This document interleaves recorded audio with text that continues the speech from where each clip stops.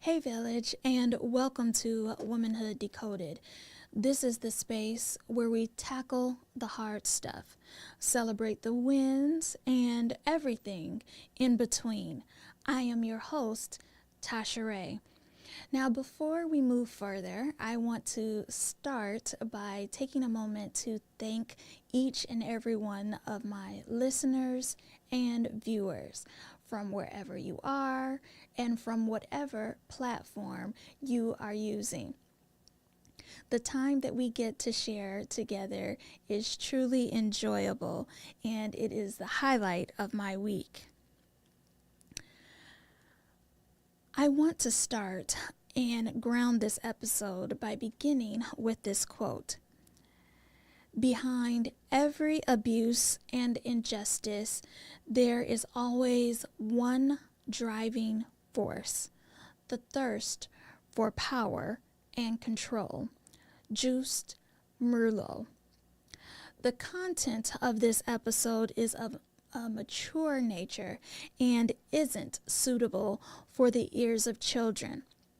So take a moment to either pause this episode and get your headset or wait for another time. Okay, thank you for making the accommodation because this is a serious topic that we cannot ignore or let be swept under the carpet or rug one moment longer. Too much damage has already been done. In recent weeks, the term abuse has been used quite often. Today, we're going to uncover the connection between abuse and power, or abuse and the pursuit of power. First, we need to make sure that we have a working definition for abuse, and we'll look to Webster's dictionary for the answer. According to the dictionary, abuse just can't be simply defined. This is because there's 5 basic subcategories for abuse. The abuse of a system or practice, the abuse of a drink or substance, the abuse of language with malicious intent, the abuse of a physical body, human or animal, and finally, the abuse of knowledge or position. The reason why we're discussing this uncomfortable topic is because abuse is something that happens far too often. It happens everywhere you can think of, including religious institutions. I bring this up because some have the misguided notion that their field of work is somehow beyond reproach. Every industry or sector of our society, from the arts, the military, sports, the law, and even spirituality, has the possibility of being corrupted. It's my hope that today begins a conversation on how we can remain more vigilant in our respective areas of influence. If no one was ever abused again, the mental health industry would have their hands full for decades, if not more. This is because the very nature of abuse can be insidious and elusive, which is why I wanted to begin with getting a grasp on what it actually is. The more aware we are as a society, the better we can be at protecting those that need it most and advocating for those who are survivors. The scars left behind by abusers are often invisible to the eye, but are capable of inflicting the most harm, anguish, and suffering. Sadly, most forms of abuse have both a physical and mental component, making the experience that much more horrific. A 2020 study published in Frontiers of Psychiatry found that emotional abusers occur 90% of cases where a victim is physically or sexually abused. In 2024, in Nature Human Behavior, similar research was published, citing that the link between physical violence and psychological violence is undeniable. The conclusion being that the compounded effects of various types of abuse has an immeasurable impact on the psyche. There are three main pathways from abuse to mental health challenges. Number one, neurobiographical changes, which is when chronic exposure to emotional and physical abuse can alter brain structures involved in emotional regulation and stress responses in the prefrontal cortex. Number two, toxic stress. Prolonged abuse leads to sustained activation of the stress response system in one's body, resulting in hormonal imbalances that can affect both mental and physical health. Number three, behavioral coping mechanisms. Individuals who have experienced abuse may develop maladaptive coping strategies, such as substance use or self-harm, further exacerbating mental health challenges that come as a result of abuse. These findings emphasize the importance of early intervention and comprehensive treatment approaches that addresses both emotional and physical aspects of abuse. Now, let's look at how abuse and power, or the pursuit of power, are connected. Annette Y. Lee Chai and John A. Barra in The Use and Abuse of Power examines the psychological mechanisms behind power dynamics, exploring how individuals in positions of authority can misuse their power, leading to abusive behaviors. The authors establish four aspects of how abuse shows up on the individual, interpersonal, organizational, and societal levels. The book also addresses how organizational hierarchies and cultural norms can facilitate power abuse. It is these rigid structures which limit accountability, allowing those in authority to act without sufficient oversight, if there is any at all. Moreover, cultures that reward authority figures without question can create environments where abuse goes unchecked. This is how scandals are born, where the power dynamics are imbalanced in a situation between a coach and a player, or a CEO and an employee. In situations where one is seeking guidance or mentorship, the lines between the useful demonstration of skill, power, or influence and where abuse begins can get blurry. Tough love in the wrong hands can be twisted by authority figures, which leads to the entire lesson being lost and sets the stage for grooming. Grooming, as defined as the misuse of influence to exploit one who seeks to please or gain the respect of their supervisor, superior, or superiors.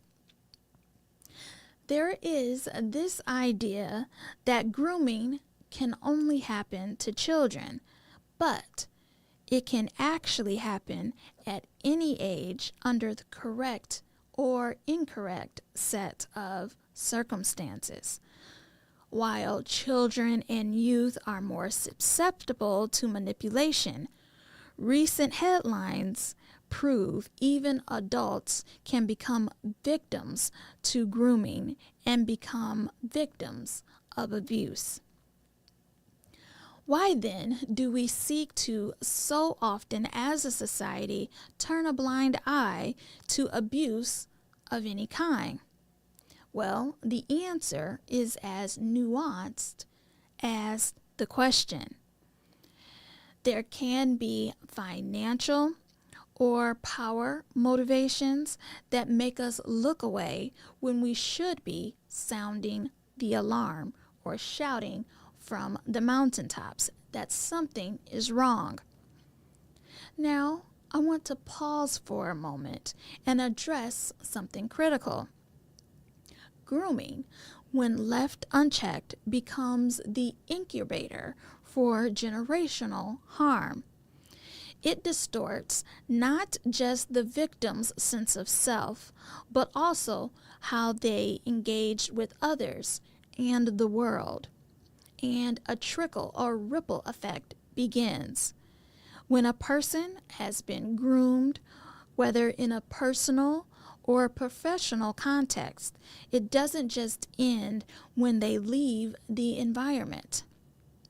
No, it stays embedded like a virus in the psyche, showing up in relationships, decisions, even in how a victim may interpret boundaries and their safety. This is why healing isn't just about leaving the situation. It's also about unlearning, redefining, and rebuilding. Let's talk about unlearning for a moment. Unlearning is one of the most difficult aspects, but most vital, because that is where the healing from abuse can begin. Because let's be clear, when abuse is cloaked in familiarity, when it is delivered from someone who claims to love us or to be a mentor to us, the mind gets confused. It begins to rationalize harm. One starts to question their gut. Maybe it wasn't that bad. Maybe I'm overreacting. Maybe I deserved it. But no. Abuse, emotional, physical, spiritual, psychological, is never, ever deserved. And the longer we delay it, calling what it is, the more power that it retains.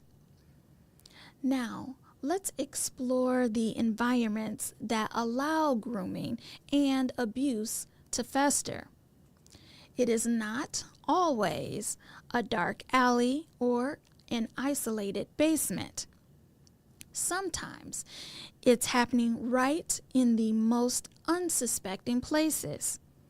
The locker room, the family reunion, the theater stage, an after-school program. Understand, abuse doesn't always scream. Sometimes it whispers. It compliments you. It says things like, you're special, you're needed, you're important. It gives access and rewards you for compliance. And little by little, it erodes your boundaries until one day you're not even sure where you and the abuser's will begins. This is especially dangerous in institutions where power goes unchallenged, like in situations with sports figures or in politics or in the music industry, to name a few. Now, I want to pause and push back against the dangerous assumption that often creeps into the public discourse around abuse. And that's the idea that abuse is a celebrity problem or something that only happens in high-profile relationships or in big institutions. Yes, we have all seen the headlines where famous actors, directors, politicians, coaches, or celebrities are accused of horrific misconduct. And while it is important that those stories are brought to light, it's equally important to recognize that abuse doesn't require a red carpet, a stage, or a media frenzy to occur. Abuse, particularly abuse of power, can unfold in any setting. Wherever power is present, especially when it goes unchecked, there is a potential for it to be misused. See, the danger lies not just in the abuse itself, but in the conditions that allow it to happen quietly or under the radar. In communities where everyone knows each other, speaking up can feel like betrayal. In workplaces where a boss controls your schedule or livelihood, pushing back might cost you a promotion or even your job. In relationships where one partner holds financial control or emotional leverage or social capital, challenging the dynamic can feel like you are risking everything. This is why it's crucial and very critical to understand that abuse thrives in imbalances, not just fame alone, not wealth, just imbalance. Let's talk about how this happens. Too many times we witness the same cycle. Number 1, an allegation surfaces. 2, a public figure, institution, or influential person goes quiet or gaslights the victim. Number 3, a victim is discredited, labeled as bitter, unstable, or seeking attention, wealth, or notoriety. Number 4, the accused is either protected or given a slap on the wrist by society. 5, years later, multiple victims come forward. And finally, number 6, a lukewarm apology is given or a rebrand is issued. The question then becomes, how much silence does it take to preserve power? How many careers get buried? How many stories get rewritten to protect an abuser's legacy? In the words of Andre Lorde, your silence will not protect you. And yet we see it over and over, how silence is weaponized especially when the victim doesn't have as much wealth or influence or as big a platform as the accused. Let's put this into context. Think about how abuse intersects with race, gender, and class. As Black women, for example, we are often viewed through a distorted lens. We're often told that we are too strong to be victims, too articulate to be manipulated. But strength is not the absence of vulnerability. Strength is surviving what tried to destroy you and still choosing to live and to do so on your own terms. So let me say this clearly. Being abused does not make you weak. Speaking up does not make you dramatic. And surviving does not mean you're obligated to share your story until you are ready.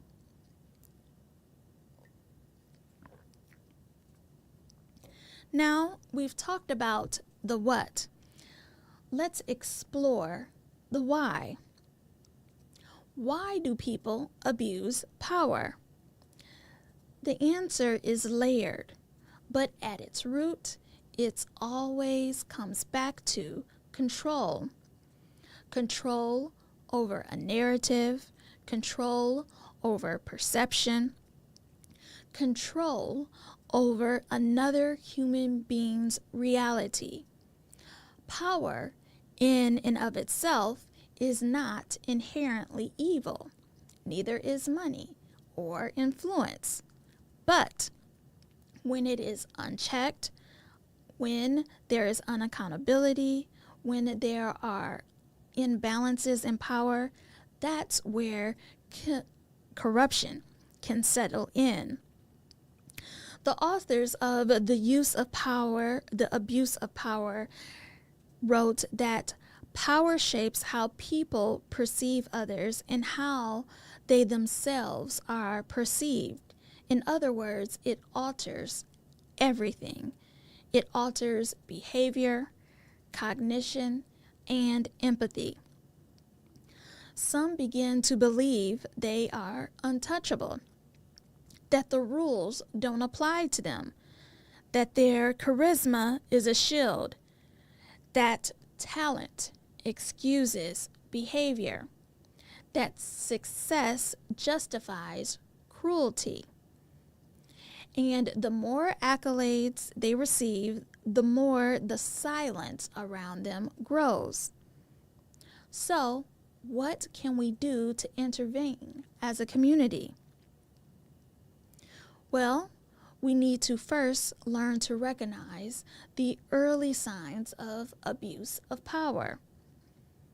Excessive control over small details, isolation from peers and loved ones, gaslighting or persistent invalidation, favoritism that's weaponized, overstepping boundaries disguised as quote-unquote mentorship, charisma or a larger-than-life personality being used to deflect criticism, punishment for speaking out or asking questions. We must also hold our systems accountable, be it HR, sports, or academic departments, spiritual communities, creative collectives, or any other place where it becomes clear there are imbalances of power and position. If a structure protects the abuser more than the abused, it is broken. I want to share something else. Forgiveness is not the same as reconciliation. You can forgive someone and still block their access to you. You can forgive someone and still press charges. You can forgive someone and still never speak to them again. Forgiveness is not about erasing or ignoring what happened or the past. It is about reclaiming your future. Now, let's pivot for a moment and talk about survivors, because too often the focus stays on the abuser, what they did, who they are, whether or not they have changed or been rehabilitated. Let's refocus our gaze and our lens. Survivors are not weak. They are actually warriors. They live with invisible wounds and still find a way to show up for work, their families, and their communities.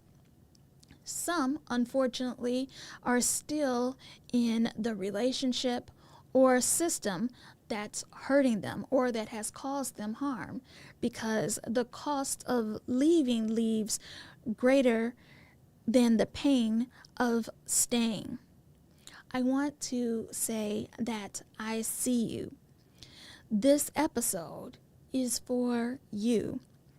And if no one has ever told you this, you matter. You are not alone. You deserve safety and peace, not just survival. You deserve justice. And you deserve for your story to be heard when you are ready.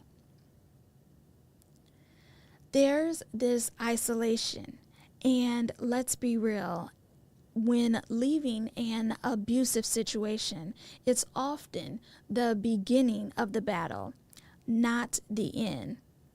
There is the isolation, the financial fallout, the loss of social circles, and then there is the internal work, the therapy, the triggers, the rebuilding of identity. Then, in some cases, there is the court process. This is why support systems matter. This is why I often speak about why it is so important to have a village. This is why legislation matters. That's why we need more trauma-informed spaces and leaders. Let me take a moment to highlight a few advocacy organizations doing some very vital work. No More is a global organization providing various support to victims of abuse. The National Domestic Violence Hotline. Then the Loveland Foundation, which provides therapy and support to Black women and girls.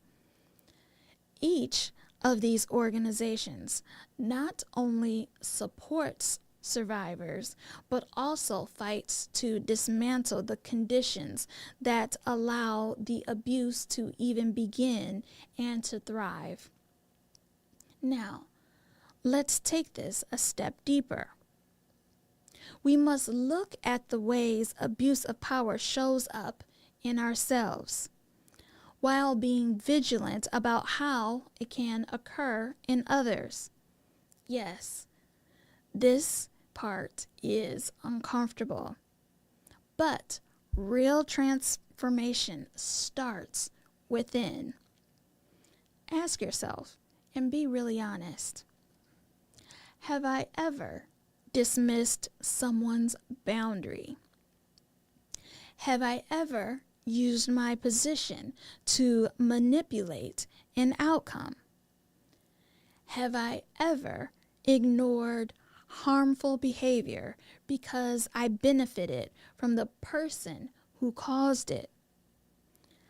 Power isn't just held by politicians, sports figures, CEOs, and celebrities.